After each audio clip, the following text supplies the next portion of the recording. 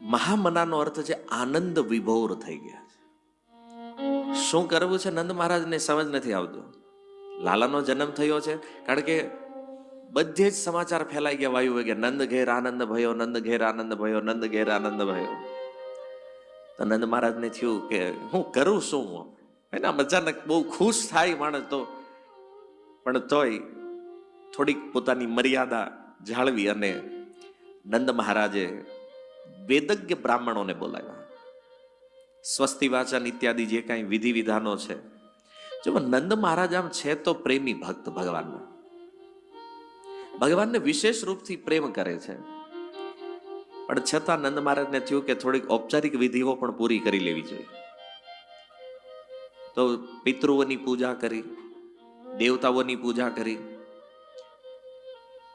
વેદ ગાન, સ્વસ્તિ વાચન ઇત્યાદિ મંત્રોનું ઉચ્ચારણ થયું અને બ્રાહ્મણોને દાન કર્યું છે.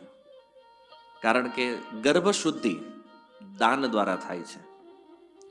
અહીંયા સુખદેવ ગોસ્વામી કહે છે કે કાળથી પૃથ્વીની શુદ્ધિ થાય, સ્નાનથી શરીરની, ધોવાથી વસ્ત્રની, તપસ્યાથી ઇન્દ્રિયોની, સંસ્કારો દ્વારા ગર્ભની, યજ્ઞ ઇત્યાદિ કરવાથી બ્રાહ્મણોની, દાન કરવાથી ધન ધાન્યની અને સંતુષ્ટિથી મનની શુદ્ધિ થાય.